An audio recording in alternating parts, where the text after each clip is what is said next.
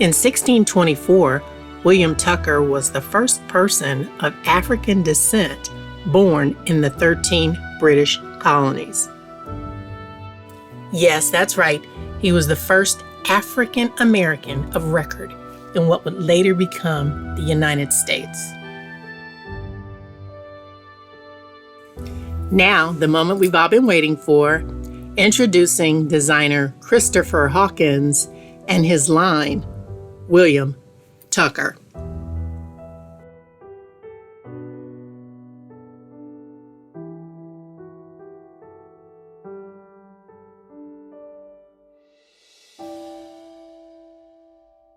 Hey everyone, this is Dr. Michelle, and I want to welcome you to an exciting episode tonight of Tab Talks. And I am so glad to have special guest with me, Christopher Hawkins, all the way from Oakland, California. How you doing, Christopher? I'm doing well. Thank you so much for having me. Well, I'm excited because you are an up-and-coming designer and you have some fabulous, fabulous clothes. And I think even before we get started, we're going to get like a really exciting preview of your William Tucker line. And so I think before I even go further, we're going to flash to your intro. And people, this is a period piece. So when you see the muskets, focus on the clothes, okay? Because this is really authentic. It's fabulous. And then we'll cut back after you see this amazing promo for the William Tucker line.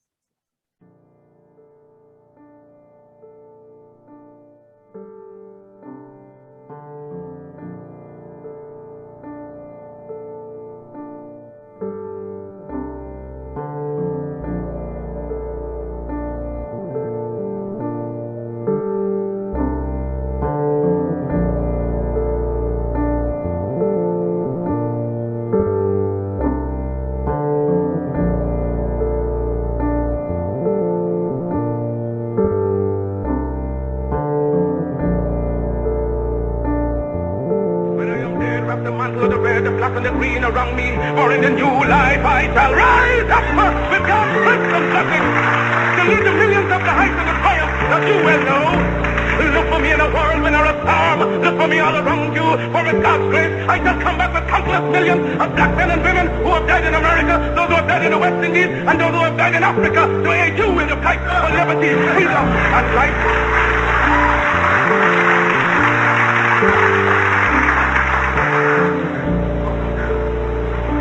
Any leadership that teaches you to depend upon another race is a leadership that will enslave you.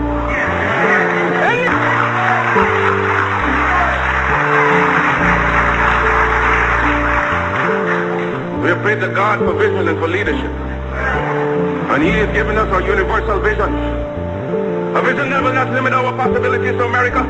A vision that will not limit our possibilities to the West Indies, but a vision that said it must be a free and redeemed Africa. Christ the crucified, Christ the despised. We appeal to you for help, for succor, for leadership. When you endeavor to carry your burden up the heights of Calvary, when white men scorn you, when white men scorn you, when white men spat upon you, when white men pierced your side out of it blood and water got sport, it was a black man in the name of Simon the Syrian who took your cross and bore it up the heights of Calvary. Oh yes, the cause is grand, the cause is glorious. Surely we shall not turn back. Oh, sail on, almighty shepherd state, sail on until the flag of the red, the black, and the green is perched upon the hills of their Africa. Because the time has come for the black man to forget his hero worship of other races and to create and emulate heroes of his own. We must canonize our own saints, create our own martyrs, and elevate the positions of fame and honor black men and women who have made it.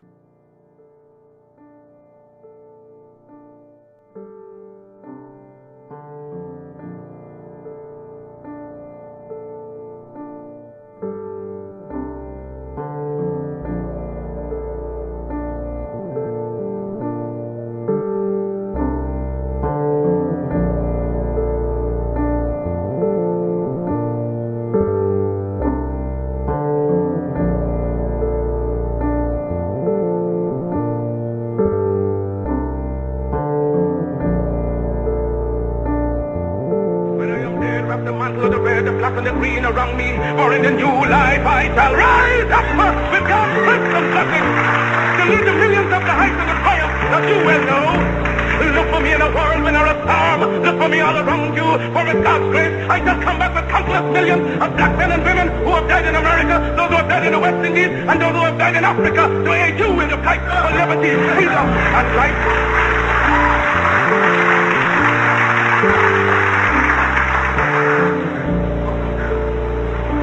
Any leadership that teaches you to depend upon another race is a leadership that will enslave you.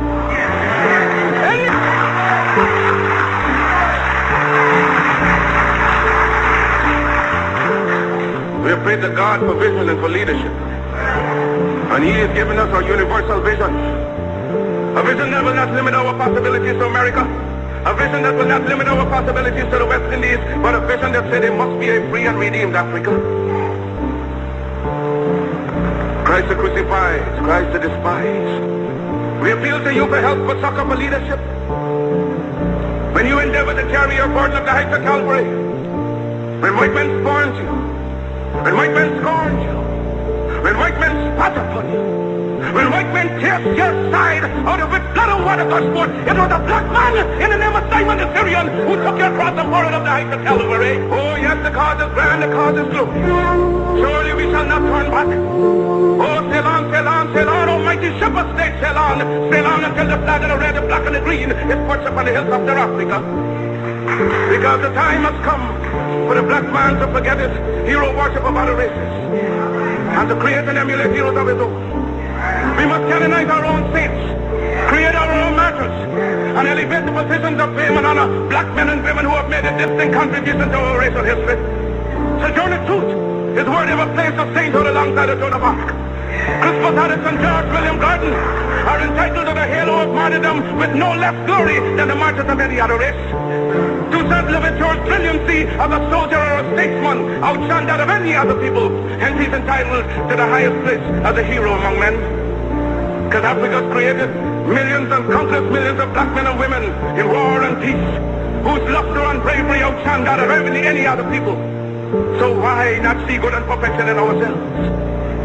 We must inspire our literature and promulgate the doctrine of our own without any apologies to the powers that be. That right is ours of God. Okay, everybody. I know you're probably still on the ground after seeing that amazing promo. So kudos and shout out for your production crew. You want to give their names just so we know who did that amazing work? Absolutely. Baxter Stapleton was my photographer and videographer. We have 3 models, Myron Preston, he is Oakland based. We have Emmett Charles, who is from New Orleans. He went to school with me. And we also have, Chad. I'm forgetting, Chad Charles actually is his last name. He's from New Orleans as well. I reached out to him through Instagram, and yeah, I just kind of shot in the dark, and he was just down for the collaboration. Well, for a shot in the dark, that was a bullseye. It's amazing, amazing work. So hats off to all of you for pulling off just an amazing piece. Okay, I want to jump in now because you kind of gave me a segue. Howard University graduate, and you clearly are an artist, you're a designer, but I know that you don't pick up design skills in college. That had to start very early. When did you realize that you wanted to be a clothing designer?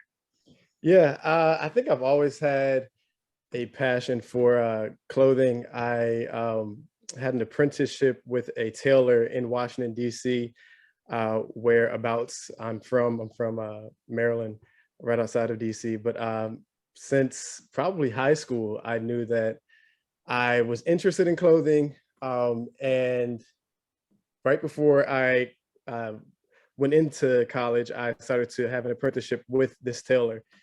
And I learned basic pattern making, sewing, and since then I've just kind of worked continuously. Wow. Okay, so when you graduated from Howard, and I'm going to give a shout out to all my HBCUs. My daughter attends at HBCU, Central State. what did you actually major in? Was it fine arts, art? What would someone major in if they were interested in pursuing a career? Yeah, well, my major was totally unrelated. It was marketing. I think I Not was, unrelated. I don't think that's unrelated. Okay. oh, there you go. Yeah. I think that I was just a bit nervous in majoring in fashion design. I think they actually cut the program a few years into me being at Howard, actually. So, but uh, I know all that I know about fashion is self-taught and taught through the works of the tailor who I was apprenticing with. But at Howard, I was a marketing major, and not totally fashion related.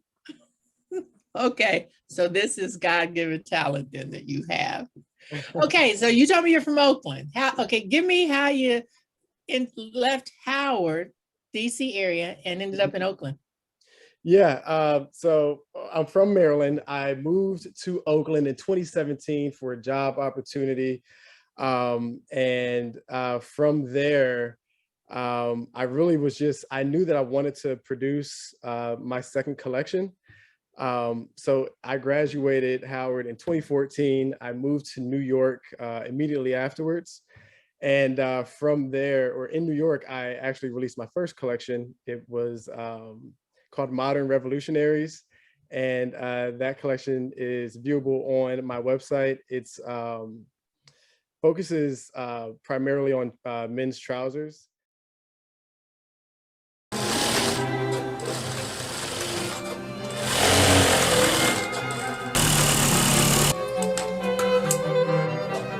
Not in the heart, you have to love it, what you do. If you like it, you enjoy it. If you don't like it, you hate it.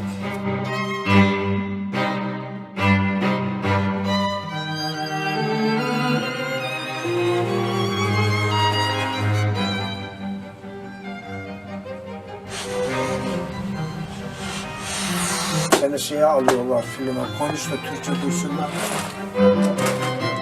Hayır usta. Ne yapıyorsun? Yakayı mı koy? That's for extension buckle.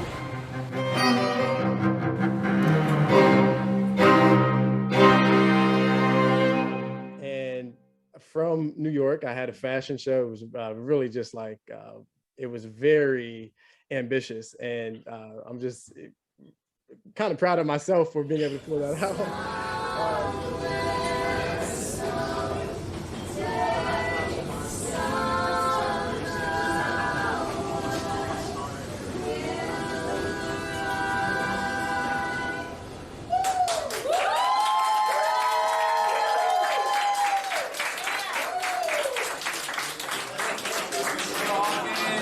William Tucker, William Tucker. But it was, and that was in 2015. From New York, I went back home for a bit, and then I moved to Oakland, the Bay Area, for a job opportunity with the thought of always producing a second collection. So it was always in my mind. I was always working towards it. I knew that I needed to find a right team out here as I was kind of starting from scratch. The first collection was made in Washington, D.C. through the tailor who I was apprenticing with from high school into college. And this collection, I'm working with a pattern maker out here, and we were able to really bring the collection to life. Well, let's talk about William Tucker. Okay, you're in clothing design. It's an extremely competitive field, and you have come up with a African American history inspired line.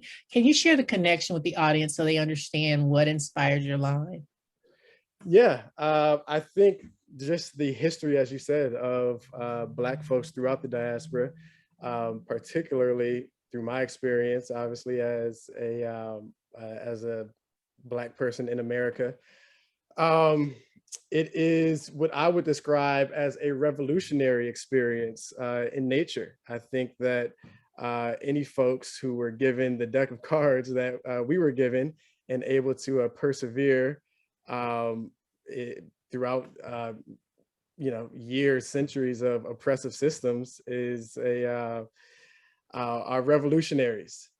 So William Tucker really seeks to kind of recreate that revolutionary blood that's in all of us, that's in our DNA, our history, and through a lens of clothing. But it is one of storytelling. It's one of, again, the first collection was called Modern Revolutionaries, and it was inspired by what a modern day revolutionary may wear. I was inspired by the writings of Du Bois and Malcolm, and this collection too is entitled Revolutionary Warfare, and so that we can get into that too. But so that is what William Tucker represents to me. The name William Tucker was derived from the first documented, African American, and this was in 1624. Apparently, according to Department of Historic Resources, William Tucker's parents were indentured servants to a European named William Tucker, and I believe they're from Angola. In 1619, they were brought over here, and they weren't. I don't believe they were enslaved. Yeah, they were indentured. I read they were indentured, and just so people in the audience understand the difference. And they didn't really have a system of slavery immediately when they got here. There were no rules. Not that even when they developed rules, it was right, but they really didn't have a system. And so they were able to work land and work off the debt that they incurred to be able to do that. So this man was technically, I guess, as free as you could be as a Black citizen. That's during that time. I mean, it's an amazing story. And I don't think I had been familiar with that story until I came across the name of your line. So for everybody out there, this is a huge history lesson. Absolutely. And, homage to that family. There were apparently, I think, a total of 22, if I'm not mistaken, or 20 something Africans on I think it was a Portuguese ship that were traded for with colonials who were representing colonies of America. I guess British citizens who were representing colonies of America. I guess they traded the Portuguese for those Africans, and they were brought to America. And again, William Tucker was the son of two of the first Africans brought to America. And in that sense, I guess we can call him the first African American. Yes, he is. And that's what makes, I think, this line so powerful, is that he is the first documented African American male, because like you said, both the parents were African, but once they got on in the colonies, American soil, he is the first documented person. So that is amazing history. And so I'm going to challenge everybody to go back and read a little bit. There's not a lot that they know about him, but that's the fact that we know that he's documented in those records and that he did exist is just a powerful history lesson. Okay, so your line of clothing is elegant. How has it been received by the public, and who's your target audience? Yeah, I think my target audience is anybody who can really embrace the messaging behind the clothing. I think that's my first target audience. I think demographically, it might be folks who are urban dwellers who live in high populated cities. And the reason I say that is just because the clothing is, it's not traditional. It's not traditional in the sense of even gender. So I think that you have to be open-minded in what you wear and how you wear it, and really be confident in your wearing of the clothing. I would assume that it is, folks who are becoming financially grounded, as the pieces are expensive. And that, that's just really a result of every piece being made to order, being made in Oakland right now, and just a small production team. It's me and about one other person. That's my pattern maker. Wow. Yeah. Individually made. Individually made to order. So the way that we're doing production is one would order the clothing, and then there would be a production period of a few weeks, and they'd ship it out. So because this is an independently financed venture, I'm actually ordering ordering fabric as it comes in. I do have some fabric that is stocked behind me. You may see some of that, but I see some there. Yeah. But yeah, is that 100% silk? Am I looking at silk back there? I'm not sure if the silk is here, but I do have 100% silk at my house. So wow. There's fabric with that. Okay. Well, ladies and gents, there is one of the pieces in your line. It's this men's reverse silk top. It's 100% silk. It is fabulous. And we're going to put a picture of it up here. And I envision, for all my brides out there, and I know our grooms, you got to be fly and you got to really be daring to wear this, but it's amazing. It's fabulous. And I think it would just be a showstopper. That was one of my favorite pieces. What's one of your favorite pieces? Yeah, I do love that piece as well. With that piece in particular, I was thinking of, well, with the whole collection, it was really, it was an outfit of revolt. It was an outfit of really inspiration from Harper's Ferry revolt, which is a abolitionist attempt to free slaves predating the Civil War. And so with that, you can see the sash tie around the neck. I think that it's a bit antiquated in that aesthetic. But my favorite, one of my favorite pieces is, I love the Rhodes skirt. So it's an actual skirt. It's a skirt, and it's called the Rhodes waist wrap skirt. So this is a collection. It's a menswear collection, and I say that in quotations because anybody can wear it. But my models were men. It's a Rhodes silk. It's a skirt. It has a silk contrast. Waist, and it's rolled. And the body of it is a window pane wool, and the wool is imported from Scotland. The silk, the waist is 100% silk. And the inspiration behind that, the reason I really like that is because I was out the shower and I had a towel wrapped around my waist, and I was like, I want to make this into a garment one day. And with the collection, as you said, it is elegant, but it's also very there are half finishes. There's literally a half finished shirt. And I wanted to bring some historical context and some representation of really the story of Black folks, African folks in America. And that story is one of given the bare minimum, look what we're able to create. So you see half finishes, you see rugged edges, unfinished seams, and yet all of those, or at least the hope is that all of those turn into some elegant pieces.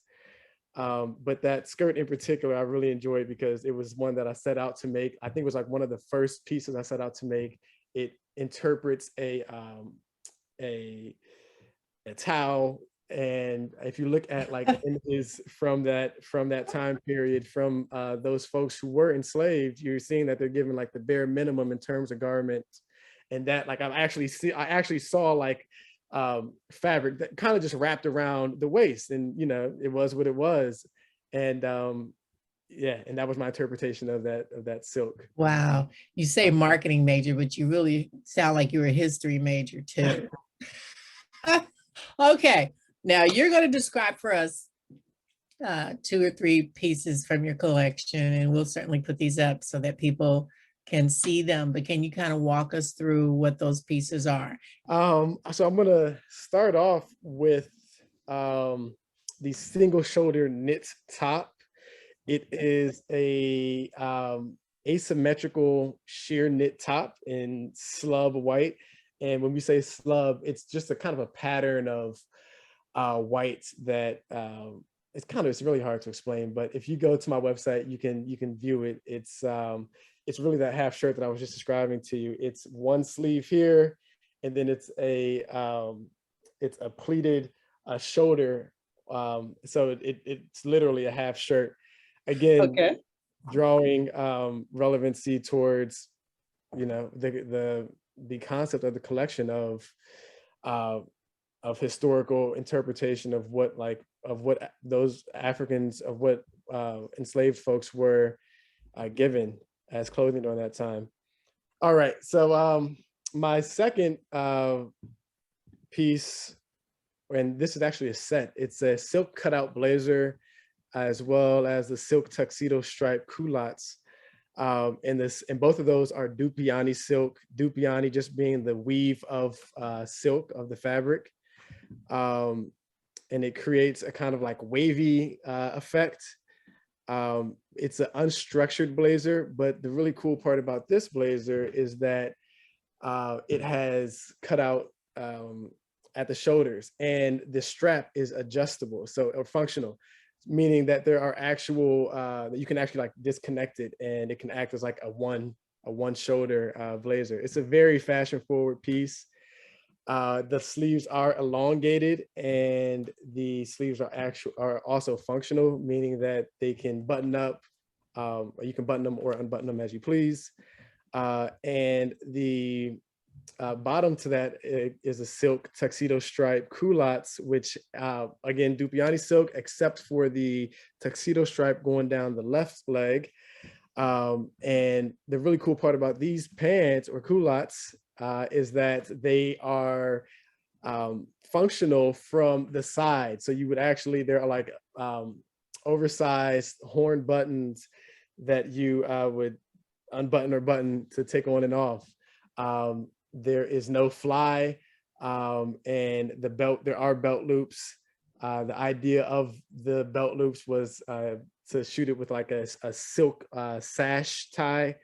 I don't believe we ended up doing that, but it's the belt loops are elongated, so it's not, you can put a belt through there, a typical belt, but you could also do DIY your belt.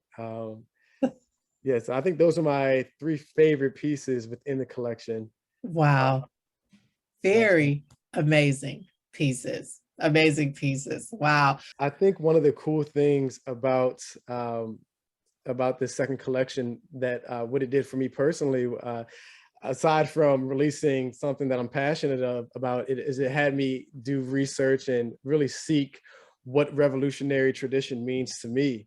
And since the collection, since working on the collection and through my readings, I've joined an organization in Oakland, or volunteering in an organization in Oakland that is a Pan-African organization that really seeks to put that revolutionary tradition that the collection is rooted in into action today. So I think that there are ways, again, to use tradition and use that history in modern day, and to really push for grassroots change. Powerful, Christopher. Powerful. So what does success look like for you with the William Tucker line? Yeah. Success looks like people wearing my clothes, people liking the messaging. I think like real success is just like impactfulness in the messaging. I hope to materialize that kind of messaging of revolutionary tradition. I really I gain inspiration from African revolutionary tradition, from Black revolutionary tradition. I say African in the sense of us all being us Black folks having roots in Africa. African. Absolutely. And that's the beginning. That is the beginning, and I think we forget that sometimes. That's right. We forget that. Yeah, like I was in St. Martin earlier this year, and these folk, we are a diasporic people. We come in all colors and in hues, but we are all African at the core. And so I wish that I wish that success in William Tucker carries forward that kind of revolutionary tradition of perseverance, of continuation, despite systems of oppression. Wow. Okay.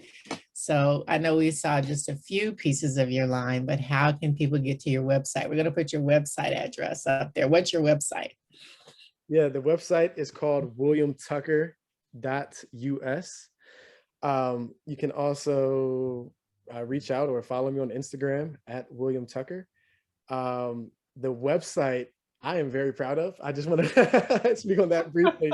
You should be. You should be. Thank you. So the website is actually, that's what took the longest to produce. The collection was done. First of all, the collection was really designed in 2020. Even before that, I'd say probably in like 2018, 2017, I started to design it.